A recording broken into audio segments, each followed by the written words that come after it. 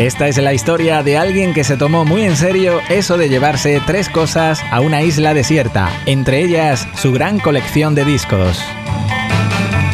La onda local de Andalucía se embarca en un viaje por los mejores trabajos discográficos de la historia de la música, con José Ureba y Ambrosio Ramírez. Acomódense y disfruten del viaje. Comienza Discos para una isla desierta.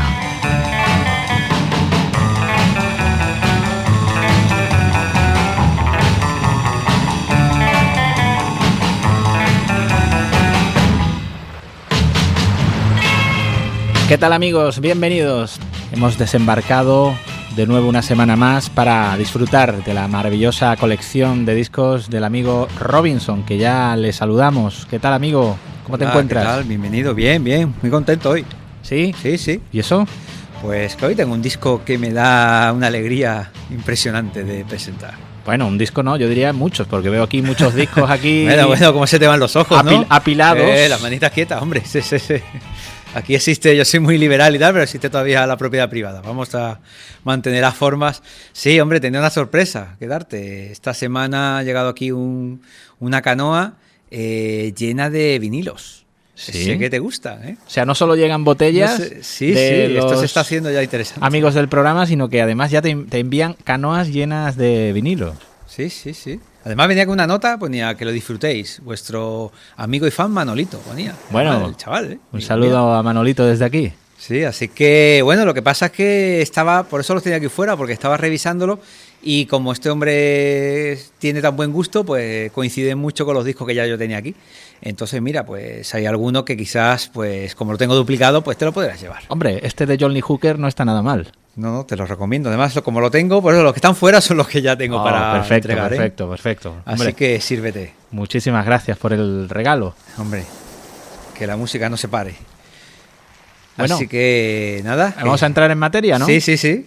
Te veo, guarda los discos y céntrate porque lo de hoy, como te he dicho, es un programa para mí muy importante porque es un grupo que me da una alegría y un subidón cada vez que lo escucho que creo que ya tardaba que lo trajera aquí a la isla. Bueno, pues cuéntanos de quiénes se tratan, porque los amigos del programa, los oyentes estarán expectantes a ver qué ponen estos hoy. Sí, hombre, yo creo que hoy un programa para recordar cuando el rock and roll era sencillo, básico, pero profundo, ¿no? Algo... It's only rock and roll. Para like it, ¿no? Decían los Stones, pues lo mismo decimos, pero de la Creedence Clearwater Revival.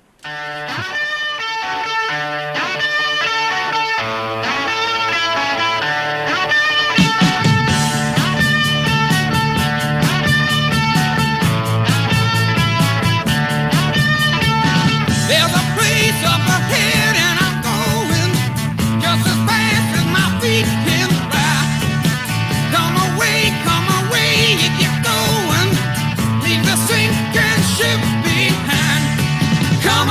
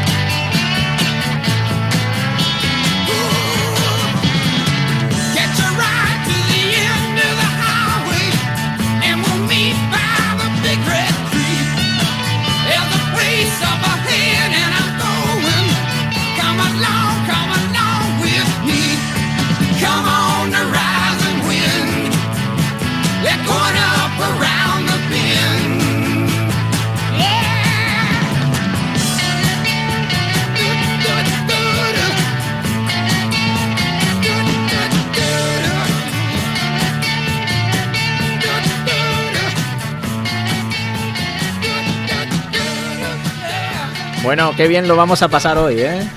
Han sido solo 2 minutos, pero te cambia la vida. Por lo menos la sonrisa que tienes ahora no la tenía cuando llegaste. No, estos son de los grupos que te pones cualquier disco de ellos y te alegra una mala tarde, ¿eh? Pero una mala tarde y una mala semana, ¿eh? Si lo pongo tal, un mal mes. Es que es una colección de canciones que una tras otras te va dando una punzada. Y decir, bueno, ¿y por qué me estoy preocupando tanto si existe esto, que es el rock and roll? Si es que algo tan básico, qué felicidad puede dar. De verdad, es que en 2 minutos...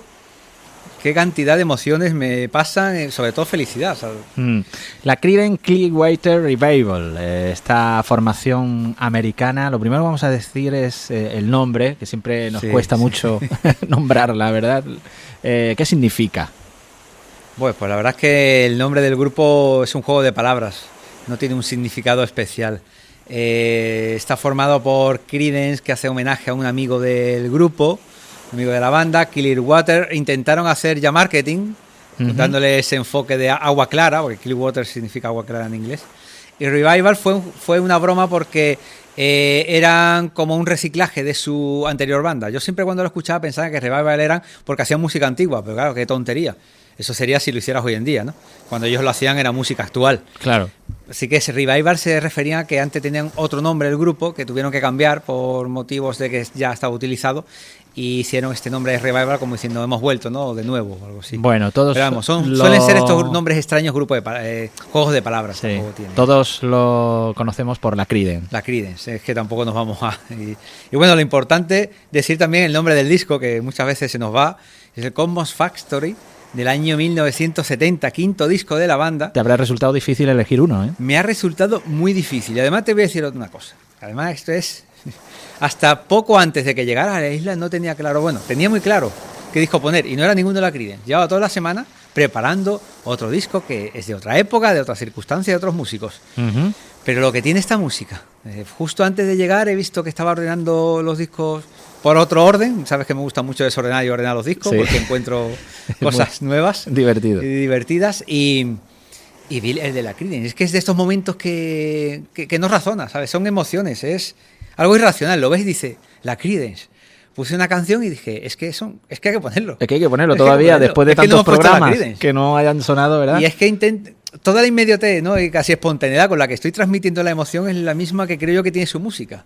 Algo muy básico, muy simple, pero a la vez, y creo que el gran Keith Richards ahí tendría mucho que decir, porque en su biografía habla mucho de la fuerza del blues y del rock and roll. Algo tan primitivo y tan básico, ¿cómo puede tener tanta fuerza, ¿no?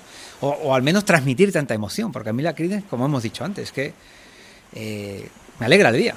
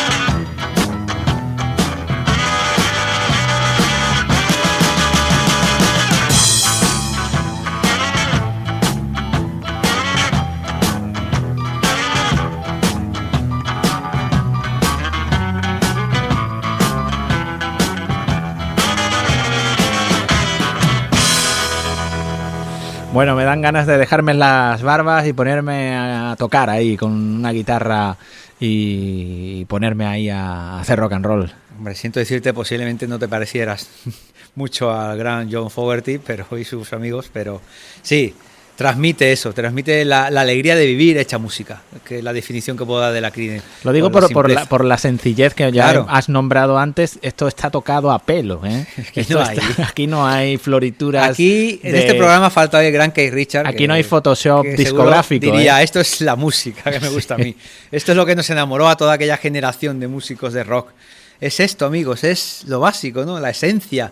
Y qué bien suena y qué bonito queda. Esta es una canción que forma parte del repertorio de Bodile, que es un músico negro que ha influenciado a muchísimos músicos.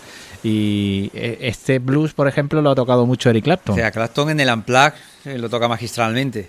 Lo que pasa que el rollo que le dan a la Creedence, pues un rollo más hippie San Francisco, porque son originarios más desenfadado, ¿no? Sí, su música es muy desenfadada, muy más festiva. O sea, esto la fiesta de los pueblos tendrían que traer a este tipo de grupos. Desde aquí lanzo mi petición. Que no es que me disgusten los pasodobles, que todo tiene su momento, pero mira, de vez en cuando algún grupillo que toque algo de la Creedence, la verdad que es que los abuelos seguro que bailan con esto. Bueno, vamos a hablar de que ellos empezaron en esa época dorada de la música, a finales de los 60, ¿no? Sí, en San Francisco además, porque cuando escuchas este sonido tan rockero, tan directo, puede parecer que son más del sur, pero en plena época hippie aparecieron ellos con este planteamiento. En principio, lo que hicieron fue... nada novedoso, pero muy bien expuesto, como has dicho antes, muy bien unido todo. Empezaron como una banda de San Francisco, una banda de sonido de hippie, ¿no? Sonido aquel lisérgico que andaba por la época. Nos acordamos de Jefferson Airplane, de los Doors, de aquellos grupos que pululaban por allí. Pues ahí estaba la Creedence. Lo único que ellos incorporaron o hicieron un poco de arqueología musical, porque ya estamos a finales de los 60 y el blues ya no es tan conocido. Y ellos de alguna forma se fueron hacia la pantanosa. No metieron tanta psicodelia en el momento, sino no metieron tanta, sino que se fueron más hacia el sur, hacia el pantanoso Mississippi, al origen, sí. Que algún día nosotros también tenemos que ir al origen. Sí, hombre. Ya nos queda menos, ya nos estamos acercando. y recogieron esas influencias del rock and roll y el blues clásico. Y las trajeron aquí, ¿no? Y la verdad es que es un sonido, como te digo, embriagador. Totalmente,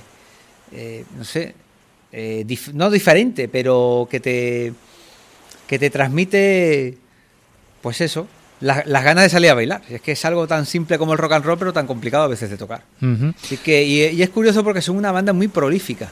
Fueron una banda que estamos en el 5º disco, pero que el primero creo que lo sacaron en el 67 o 68. En muy poco tiempo hicieron... En el 69 sacaron 3 discos. Muchos discos, como los Beatles. Recuerda mucho a los Beatles, su forma de tocar. También muchos grupos de la época eran así. En la época no existía tanta protección por parte de... Se explotaba mucho al músico. Se explotaba muchísimo. Esto habría que hablarlo y abrir un paréntesis. No sé si ahora es el momento o hay ganas de hablar del asunto, no. Pero... Me has pillado contra el pie, pero sí. Es cierto que se podría hablar un poco porque... se ha explotado históricamente muchísimo al músico. Sí. Enlazaban conciertos sin dormir de uno a otro, pero para sobrevivir, porque vivían de eso. Y normalmente los contratos que firmaban eran leoninos, eran contratos eran gente casi sin recursos, la mitad de estos músicos. Y no es como hoy, la música no estaba tan industrializada ni había tantos abogados de por medio. Claro. Entonces normalmente les engañaban. En aquel entonces estaba el músico, el creativo, el que hacía todo el trabajo, y luego estaban los listillos de atrás, que eran los que organizaban las giras y los tenían ahí a piñón, explotados totalmente, y le pedían 2 discos por año. De hecho, grandes giras. Hace poco, y vamos a hablar de un gran músico español, hablando de esto, que nos hemos ido por otro terreno, pero creo que es interesante. Salió alguien de una banda española reconociendo o diciendo que habría que reconocer más la labor que hizo Miguel Ríos, que grabó antes que los Beatles, ojo. Miguel Ríos dice que llegó a grabar música antes que los Beatles, porque en España se respetara el músico. Claro. Es decir, antes, como has dicho tú, el músico era aquí un don nadie que llegaba y que tocaba donde le dijeran y como le dijeran. Y claro, luego era el responsable de lo mal que sonaba, de las malas condiciones. No cobraba muchas veces. ¿Cuántas historias hay de músicos que han tenido problemas?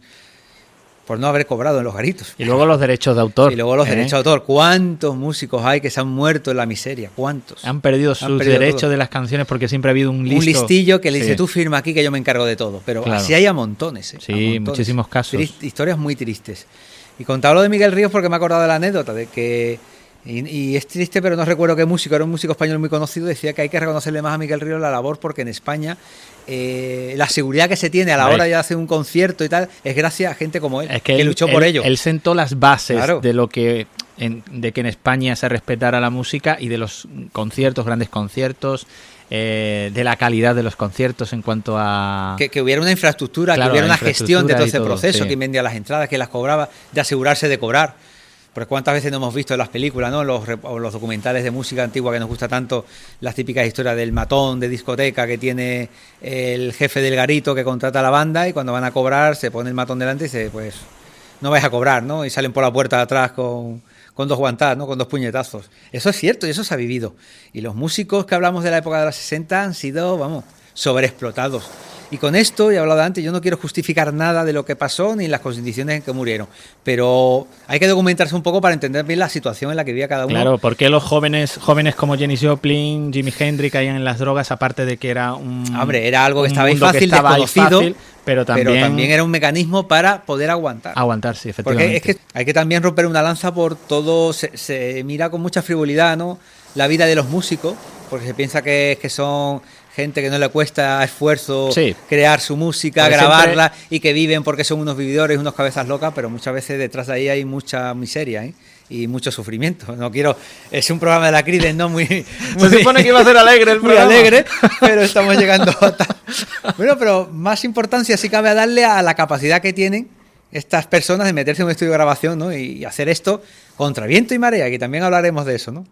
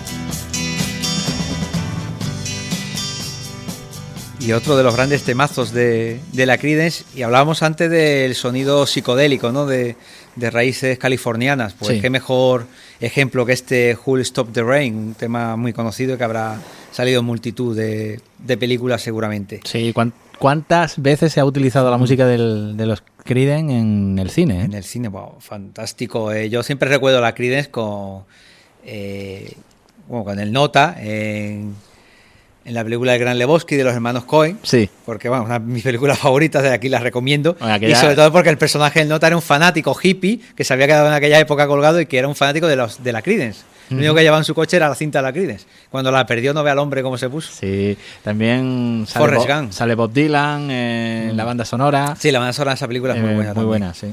Y luego me recuerda mucho a Forrest Gump, una película que también se basa en el movimiento de los años 60, 70 y que aparece la Creedence en un momento muy chuli de la peli que también recomiendo desde aquí.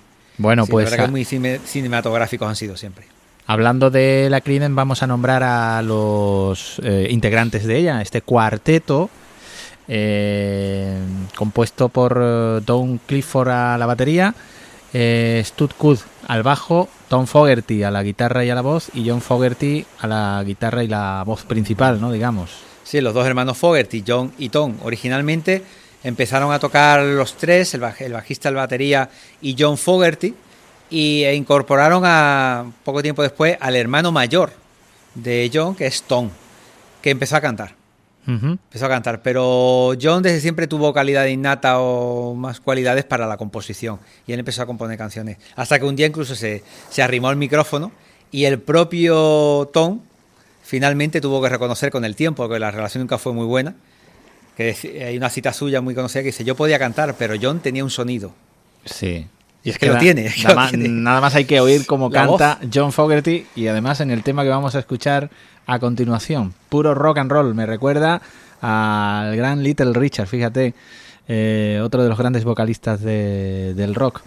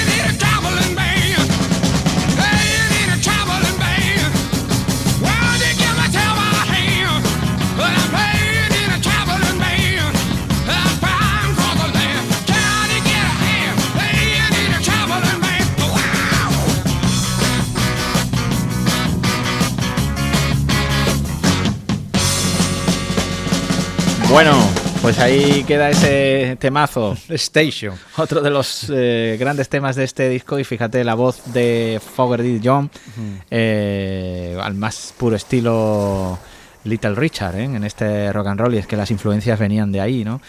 De todo ese rock and roll, del blues, que ellos supieron muy bien recoger y interpretar de una manera magistral, con una energía especial, como ya hemos comentado. Hemos escuchado antes el tema más hippie, ¿no? Bueno, más hippie, más psicodélico, aquella balada Just of the Rain, pero se me olvidó decir que, siguiendo con su influencia o su origen californiano psicodélico, tienen temas muy largos en muchos de sus discos. De hecho, aquí en este disco tiene uno de 11 minutos que intentaremos al menos en parte poner, porque se entran en grandes solos, no virtuosos, pero solos de estos. Sí, es curioso de porque jam session. A lo largo de su discografía encontramos temas de 2-3 minutos, clásicos, ¿no? Digamos, en cuanto a tiempo de duración, pero luego se alargan algunos temas donde ellos desarrollan y dan vía libre a la improvisación, ¿no? quedan fantásticos también, ¿no? Por eso puede parecer contradictorio cuando escucha, porque en el programa, sobre todo, bueno, las canciones que estamos escuchando suelen ser muy cortas, todas, la mayoría están muy influenciadas por ese sonido más sureño, más rock, más country, muchas veces blues, pero eso, el oyente que no haya escuchado antes la Creedence, que no se haga muchas ilusiones, lo digo en el mal sentido, es decir, que tienen otra etapa o otra faceta de músicos con canciones de largo desarrollo también. Sí, que te puedes encontrar. Y se agradecen, Se agradecen, que hay canciones, en casi todos los discos tienen una, y en este tienen una muy buena que, como he dicho antes, vamos a intentar poner, pero bueno, tiempo. No sé si continuar con el programa o poner la canción. O desempolvar mi vieja imitación de Gibson y ponernos a tocar aquí. Hombre, este tipo de músicos yo creo que son los que hacen que cualquier chaval, ¿no?, se intente agarrar la guitarra y tocar rock and roll, porque se te hace sencillo. No voy a decir que sea sencillo, porque sencillo teóricamente es, pero hacerlo como John, como decía su propio hermano, esa voz, esas características tonales que tiene, no es tan fácil, si no lo haría todo el mundo. Bueno, pues hay una anécdota curiosa en cuanto a la Creedence, ¿verdad? Que yo he descubierto ahora preparando el programa, y es que ellos estuvieron en el Festival de Woodstock. Sí, cierto. Pero no aparecen ni en el vídeo que hicieron del festival, ni en los discos editados del festival. Es como si no hubieran estado allí. Yo cuando lo leí pensé que era una rata, ¿eh? Yo lo leí y digo, como que tal, yo estoy harto de ver el Festival de Woodstock y ahí no aparecen estos señores, vamos. Más alegría me hubiese dado a mí. La verdad es que era uno de los grupos que debería estar allí, siempre lo he pensado. Pero es cierto que aparecieron, pero no les gustó, ¿no? ¿Qué pasó? ¿No les gustó cómo quedó el concierto? Según comentan que el propio Fogerty consideró que el concierto no fue decente y dijo que no quería que se incluyera en el vídeo, en el disco. Yo creo que esto luego lo lamentaría, porque ese vídeo ha dado la vuelta al mundo y hoy se habla de Woodstock y de los artistas que allí estuvieron, y claro, ellos no aparecen. Es como que si se lo hubieran tragado la tierra. Claro, yo hasta hace poco no lo sabía, y hoy porque tenemos tanto acceso a la información con internet, ¿no? Pero cuando nosotros empezamos a escuchar esta música, que lo máximo que llegaba era poder comprarte la cinta con la selección de mejores temas de Woodstock, te crees lo que viene ahí. Y si no aparecen ahí, es que no han tocado. Según dicen sobre este asunto, la banda llegó a quejarse incluso porque tuvieron que salir a escena a las 3:30 de la madrugada tras el grupo Grateful Dead, quienes dicen que sobrepasaron el tiempo estimado de interpretación de su concierto, digamos. Y bueno, pues cuando la Creedence salió al escenario, gran parte del público ya había abandonado el festival y total, que no les gustó nada su actuación y decidieron no incluirla, que no se incluyera en el disco ni en el vídeo. Entiendo sus quejas, pero también es cierto que Woodstock fue caótico para casi todo el mundo. Yo creo... Hombre, la propia actuación de Hendrix ya de día ahí, que ya estaba todo el mundo... Eso es lo que te iba a decir, que veías a la gente ahí desperezándose, algunos acostados con sus mantas, otros ya que serían más basura que gente, ¿no? Tampoco fue un gran concierto para él, lo comentó que no... Sí, que no estaba... Claro, es que se llevaba toda la noche esperando para salir. Es que fue un descontrol caótico. Ha quedado en la historia por circunstancias externas, porque fue un momento histórico, pero la verdad es que musicalmente no fue el mejor festival. Hay muchos de la época que fueron mucho mejores. Lo único, bueno, ha quedado como anécdota. Pero en fin, la Creedence, con esto que comenta John Fogerty, me creo tranquilamente que censurara, porque John Fogerty, lejos de ser una persona amable con sus compañeros de banda, fue bastante dictatorial. Todo hay que decirlo. Era el creativo del grupo, digamos. El creativo del grupo, lo creía, lo sabía y lo imponía. Y bueno, ¿qué quieres que te diga? Si el tío tiene talento, ¿para qué lo vamos a cortar, no? Dirás tú. ¿Me estás diciendo que las dictaduras son buenas? No, cuidado que estamos entrando en terreno arenoso. En la música me refiero. No, te estoy diciendo que claro, las cosas no son tan fáciles, y vuelvo a lo mismo, como antes cuando hablamos de que estaban explotados y que tenían que hablar mucho. Se habla en la banda en la que, bueno, es que los cuatro no tienen por qué estar de forma distribuida homogéneamente su aporte a la música, su aporte al talento de la banda. En este caso, y pasa en muchos otros grupos, siempre hay un cabecilla, siempre hay alguien que sobresale desde el principio, sí, que tiene más actitud. Y que el tiene más creativo, toque. Lógicamente, pues impone su historia. Hay veces ¿no? en que él se lo cree, o desde fuera también vienen y le empiezan a decir, mira, tú vales más fuera que dentro. Ha pasado muchas veces y se han ido y se han buscado la vida en solitario. En el caso de Fogerty, de John Fogerty, lo que hizo es hacerse el jefe, tomar las riendas y el control absoluto de todo lo que acontecía en la banda, y los otros eran sus músicos. Uh-huh. Pero sus músicos así, o sea, tocad esto es lo que he compuesto y tal. Y claro, la relación en la banda y la convivencia no era fácil. Claro. De hecho, este disco como Factory ya estaba viviendo, era el quinto disco, ya estaba muy mermada la relación entre ellos. Y esto es otro de los casos más en los que se idealiza mucho la vida de los músicos, la creatividad, pero que desde dentro yo cuando intento profundizar no lo veo tan fácil ni tan bonito, porque convivir tantas horas, y sobre todo con este tipo de personas tan obsesivas. ¿Cuántas veces hemos dicho en este programa esto con los músicos? Porque al final, para hacer las cosas tan bien, porque si te conformas con la primera toma muchas veces, o te conformas con las cosas a la primera, no llegas a tener el punto de la excelencia. Sí. Y en este mundo muchísimos músicos pues han sufrido siempre de ese síndrome, ¿no? de querer ser el mejor, de querer hacerlo todo perfecto. Y claro, ¿quién ha pagado las consecuencias? Pues todos los que estaban alrededor. Nosotros, como siempre digo, nos llevamos del disco, por suerte no sale John Fogerty a gritarnos, no, así no es, no sabes tocar. Nosotros por suerte escuchamos el resultado de cómo quedó la pieza maravillosa, y pensamos que la Creedence eran 4 amigos con barba que eran felices.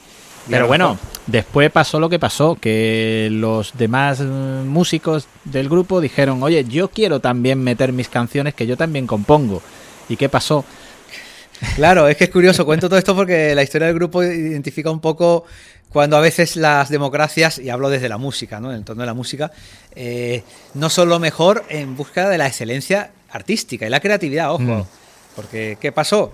Pues que en los 2 últimos discos ya la relación entre ellos estaba muy mermada, ya la Creedence no tenía tanto tirón, pues sobre todo en el último disco, Mardi Gras, del año 72, pues dijo John Fogerty, así, ¿qué queréis? Porque además ellos como se sublevaron un poco, no, pues no queremos seguir grabando en estas condiciones, queremos componer nuestros temas y queréis, así, pues venga, el próximo disco, cada uno aporta 3 canciones. Y aportó cada uno 3 canciones. Y dijo, verás el suicidio que vamos a hacer, ¿no? Y no, John Fogerty imagino que lo diría diciendo, bueno, vosotros veréis. Él ya veía que la Creedence estaba ya de capa caída, que aquello ya iba a ser su disolución, y yo creo que fue una especie de huida hacia adelante, decir, bueno, chicos, pues en la historia va a quedar vuestra grabación, casi con mala leche. Y ha quedado como la verdad es que el peor disco del grupo. Pero claro. además con diferencia, cuando miras la categoría por críticos de toda su discografía, todos sus primeros discos, 4 o 5 estrellas, y el último lo dejan por los suelos. Y sobre todo cuando notas la diferencia entre las composiciones de John Fogerty y la del resto. Eso es lo triste, ¿no? Porque puede ser que todos estén pasando un bache creativo y todas las canciones estén por debajo de la media, pero es que hay mucha diferencia entre las composiciones de Fogerty y las del resto, que salen muy mal parados.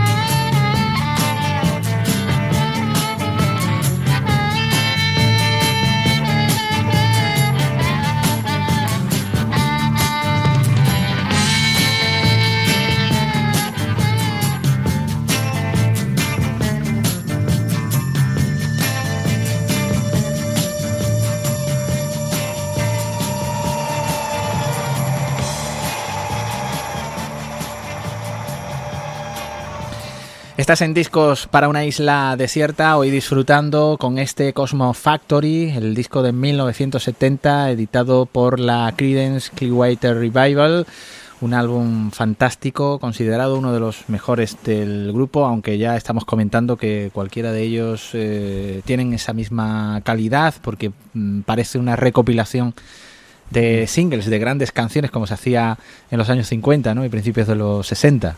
Sí, de hecho hay gente que piensa que la Creedence es una banda de singles. Sí, además tú te coges un disco de grandes éxitos y dices casi igual que oírte un, claro. un LP, ¿no? De normal. Es que además como sacaron también el sonido es muy parecido, porque ten en cuenta que en 2 años sacaron 4 discos, 5 discos, ¿no? Lo prolíficos que fueron en tan poco tiempo, como hablamos al principio. Entonces, claro, no les da tiempo tampoco a evolucionar mucho, a cambiar de estudios de grabación, a cambiar de circunstancias, que hay muchos músicos que se dilatan mucho sus grabaciones a lo largo del tiempo, y al final notas, incluso aunque su tipo de música sea exactamente igual, al cambiar el estudio se nota mucho, a cambiar los instrumentos, los amplificadores, han pasado 5 años. Pensar una idea diferente. Han pasado 5 años, sí. Pero la Creedence es verdad que yo esta semana, este día, hoy cuando he estado escuchando este disco, he estado escuchando el anterior también, que tenía mis dudas sobre si ponerlo hoy en el programa o y la verdad es que parecen como si fuera la cara A y la cara B, o sea, es que es la misma voz. Es como los primeros discos de los Beatles, ¿no? Un poco. Suenan, claro, o sea, es que es la misma entonación, el mismo tipo de voz, el mismo sonido de guitarra, es como si sonara todo como los mismos instrumentos, como si lo grababan todo de corrido. Y la verdad es que da esa sensación de homogeneidad, de todo saliendo lo mismo, y de frescura, que habla de simpleza en su música, pero lo fresca que suena, ¿no? Claro. Y no se hace pesada, no se hace empalagosa, aun teniendo estos temas largos que intentaremos poner luego uno de ellos. Es una música que suena divertida y fresca. Bueno, pues vamos a quedarnos con una versión que hacen ellos de este fantástico tema de Elvis Presley.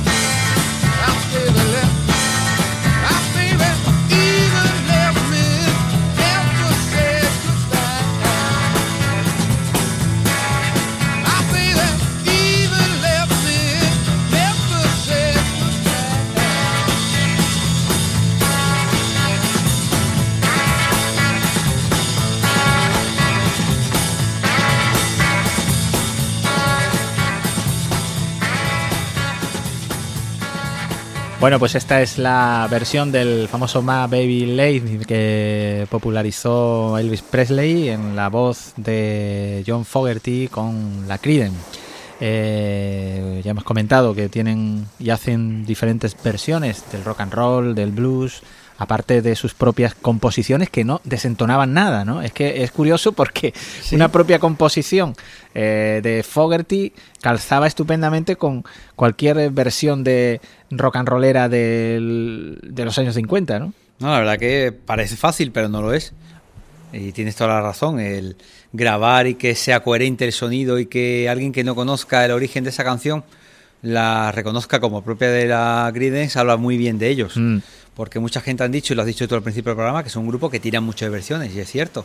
Pero versiones que hacían suyas, que hacían dándole su toque propio, porque su música era sencilla, era rock and roll, era basada en los estándares y en la música de raíces americana, pero no decías, esta canción está aquí como de relleno, no está fuera de su repertorio, no, parecía una canción más compuesta por ellos. Sí, porque ocurre muchas veces que cuando tú escuchas algún disco de algún intérprete o algún grupo, siempre que suelen meter alguna que otra versión, se nota, ¿no?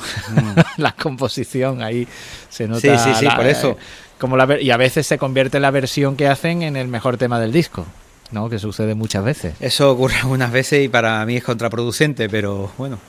Lo mismo si el resto del disco tiene canciones buenas, que gracias a esta versión que hace de gancho, ¿no? De canción gancho, pues hace que la gente te dé una segunda oportunidad, una segunda escucha, bueno. Pero si la mejor canción es una versión, ojo, menos Hendrix, que abordó algunas versiones de Dylan, es que algún día es que hay versiones que superan a todos. Hombre, ya me ha sacado a Dylan, hombre. Y a Hendrix. Yo decía, mira, no va a salir Dylan en el programa de Pues hoy. Mira, ha sido de rebote, está pensando en Hendrix, ¿eh? Estaba hablando de Hendrix con All Around the Watchtower, que para mí es la versión de versiones, que el mismo Dylan dijo que a partir de entonces ya su canción no existía. Pero bueno, eso es una anécdota creada por un dios como fue Hendrix en su momento. ¿Qué de temas están saliendo hoy, eh? Sí, música, cine, estamos hoy muy... Estamos regalando mucho. Pero vamos a relajarnos un poco y lo vamos a hacer con la balada del disco, ¿no? Sí, con un sonido porque... ¿Qué palo no tocaban estos señores, ¿no? De la música de raíces americanas? Hemos escuchado rock and roll clásico, blues, rockabilly, y quizás algo más casi tirando al soul, casi, ¿no? Sí, balada, sí, con esa voz profunda y además un meten hasta un saxo, sí. Sí, la verdad es que pues no se hace monótono el disco, señor, porque meten estas cosas.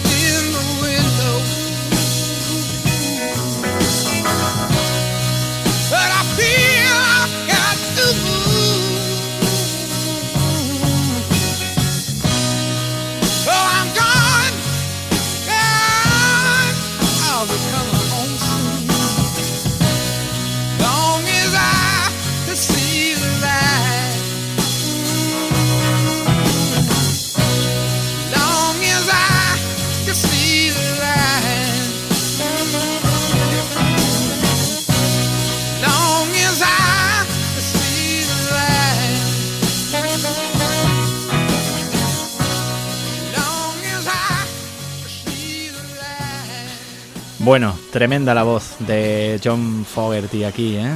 Si quedaba alguna duda de la capacidad vocal de este señor, creo que se ha disipado, ¿no? Por completo, porque qué mejor campo de batalla que una balada soul, ¿no? Para poner a prueba la voz. Sí, efectivamente. Y así que el señor John dijo, hombre, vamos a intentarlo. Queda muy bien este tema en todo el disco y le da mucha variedad también, que a veces en los discos es importante, ¿no? Mantener un poco de movimiento, ¿no? De saber ordenar ciertas canciones para que tenga dinamismo. Bueno, pues nos quedan 5 minutos. Queremos que suene al menos parte de este tema, el tema más largo del disco, 10 minutos aproximadamente, no más de 10 minutos. 11 y pico creo que dura esa. 11 minutos 6 segundos dura la canción. Vamos a acabar con ella, vamos a oír parte de este temazo también, pero antes vamos a explicar qué pasó con la Creedence. Bueno, la Creedence estamos en el año 1970, su quinto disco en muy poco tiempo. Como hemos comentado, ya había rencillas entre los componentes o había descontento entre la formación. Y bueno, aguantaron para sacar un par de discos más en el 1970, este mismo año, siguiendo su vorágine de grabaciones y de giras, que no olvidemos que este tipo de grupos grababan y a la carretera. Sacaron el disco Pendulum, en el cual se contenía el Have You Ever Seen the Rain, uno de sus clásicos de toda la vida. Y en el 72, y ahí hay un gran salto de tiempo que significaba que algo no iba ya tan bien, Mardi Gras, el disco, fatídico disco del que hemos hablado antes, en el cual incluyó varias canciones de cada uno de los componentes y que fue muy mal recibido por público, crítica, y que bueno, que al final de ese año el grupo decidió disolverse. Y bueno, ya cada uno empezó con su carrera, como suele ser normal, su carrera en solitario. El más exitoso ha sido John Fogerty, que incluso hasta hace muy poco, incluso estuvo en España tocando, y sus discos en solitario han tenido éxito. No solamente este ex cantante de la Creedence, ¿no? Que la gente va a verlo para que cante temas de la Creedence, que también. Sí. Sino que, bueno, parece ser que sus discos en solitario mantienen un poco de también Tom de calidad. Fogerty, su carrera Tom Fogerty siguió su carrera en solitario, con menor éxito también. Y luego el bajista y el batería, pues hicieron escarceos por ahí, incluso llegaron a mitad de los años 90 a intentar ellos dos solos reconstruir una Creedence Clearwater totalmente descafeinada, porque no pintaba nada para mí. Yo creo que esto no es más que un ejemplo más de todo por la pasta, que por desgracia, y como todos somos humanos, pues claro, ellos vieron todo lo que podía haber sido y no fue, o lo que pudo haber ganado no ganaron, intentarían, imagino, pues sobrevivir, ¿no? Como ha pasado tantas veces, pues aprovechar el tirón del nombre de la banda a la que pertenecieron y bueno, hacer alguna girilla. Es algo que bueno, que yo no veo bien, pero en fin, las necesidades de cada uno tampoco me puedo yo meter ahí. Así que me callo, porque el temazo final, a ver, que dé tiempo a escucharse algo, hombre. Ha sido un placer, amigo Robinson. Igualmente, disfrutar de esta maravillosa y feliz música. Nos vemos.